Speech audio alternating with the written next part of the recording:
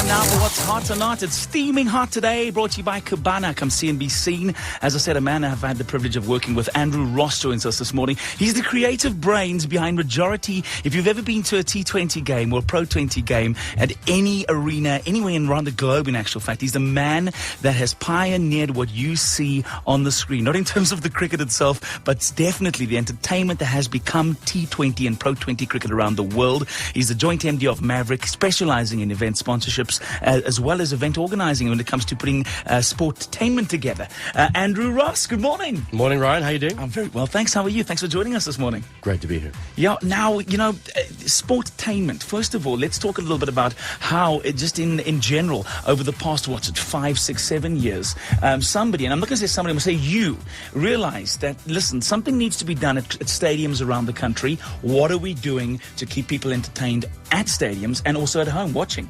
I think it was a seamless integration. I just think we realized that the pop culture and the immediate gratification that general public wanted was not being served in a sporting environment. In the early days of limited overs cricket, 8 hours of cricket was short enough. You've gone from 5 days to 8 hours.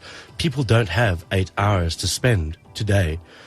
Spending time with the family. They don't. Things have got quicker. It's immediate gratification. And 20 over cricket was born out of that concept of let's give them something, snap, crackle and pop, in and out quickly, 3 hours, spend the evening down at the stadium with your mates. And go out to the pub afterwards. And that was really where 20 over cricket originated from here in South Africa.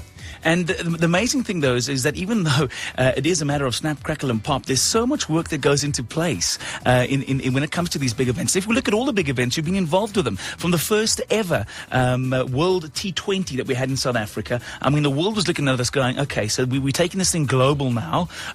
We know it's in England. We know it's in South Africa. We know Australia have been experimenting, but now we're going global with this. Pressure is on South Africa. How are we going to entertain crowds and on the other hand also the viewing public is watching at home go, listen, here's a new concept, buy into it? Sure. I think sportainment, you mentioned it in the lead up to this, is really that. It's the seamless integration of sport and entertainment into one entity. We don't do, and you may not have realized it, but 20 over cricket, Pro 20, IPL, T20, we don't do sideshows. There's no if the cricket's boring, go to the inflatable slide. Everything adds value back to what you're seeing on the field. And that principle, I think, is what people have cottoned on to, is the fact that we're just adding so much value into that stadium environment that people walk out being blown away. They don't even know why. But they walk out they walk out breathless. It's like, wow. It's true, and for those who've been, you'll know it doesn't matter which side wins at the end of the day. You actually walk away with an experience that leaves you going, wow, that's unbelievable. Now, over and above the cricket side of things, your company is working now on the FIFA, with FIFA, directly leveraging the new Zakumi mascot that you started working on. Now, a lot of people are going, this is the mascot for 2010. We're going to see it. This is going to be the symbol of SA 2010. It's obviously a big task. Yeah, we're really excited about this. FIFA came to us saying, we want someone to help us find value-added ways to get Zakumi, the iconic representation of 2010 World Cup, out into the public space. And we're very privileged and lucky to be working with a great team at FIFA. And we're busy developing some really, really cool strategies right now to get Zakumi into the place. He's a really great character because he's independent. He's not. He doesn't have a nationality. He doesn't have a specific age. He appeals to all sorts of people. It's a great project. We're really chuffed about it. Now, I want to quote you on this because this is beautiful. This is a quote from Andrew Ross. Nice. He says that there's a huge amount of potential in the event management industry in South Africa. We don't need to apologize for being South African. The world is watching and taking cue from what we do. In short, we're great. Absolutely. I think that we should not be apologetic at all about the work we do here on the deepest, darkest continent. We tend to get too wrapped up in the fact that we're in South Africa without taking a step back, looking at it from afar and going, the world is watching what we do.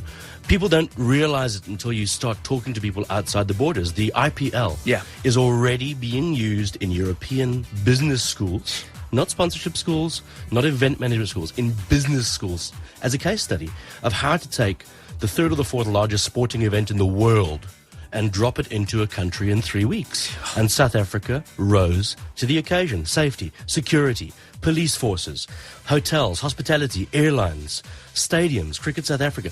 Everybody just put their heads down, got it together, and did it. Absolutely. And there aren't many countries in the world, I can tell you now, that would happen.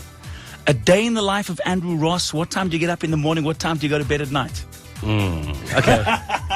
Get up at 4:30. I'm at gym at 5. Okay. Finish gym at about 6. Take the kids to school 7ish. At the office by 8ish. Shouted at the staff for the first time by 8:01. Fired several people by 8. No, I'm joking.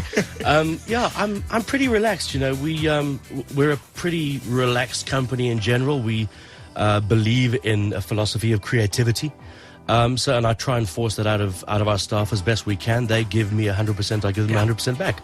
So very, very relaxed in the workday environment. I mean, I'm dressed in jeans and a t-shirt. That's how we go to work. This is it. This is me. Super cool company of 2010 and beyond. I'm not employed for my dress sense. Andrew Ross, What's Hot or Not this morning, brought to you by Cabana. Absolute pleasure talking to you this morning. It's always, whenever I know that any major event's happening in this country, I know that there's an Andrew Ross behind it. So, and needless to say, it means success in the end of the day as well. So thank you very much. Andrew Ross from Maverick, the joint MD, joins us on What's Hot or Not this morning. Thanks a stack for being here this morning. Awesome. Great being here. Thanks, Lekker. Thank you very much. Now, for those of you heading off to Cabana this weekend, big things are happening at Cabana this weekend. There's the heavy snowfall that's forecast just in Cabana this Saturday. Santa's visiting, and he does it every year for Christmas in July. Have you been good this season? Reward yourself and get into the spirit. It's guaranteed to be a night to remember with snow, Christmas trees, Santa's sexy helpers, and most importantly, presents. This Winter Wonderland Spectacular is proudly sponsored by Smirnoff Spin. So grab your ice skates and Christmas hats. Get down to your favorite Cabana this Saturday, the 18th of July.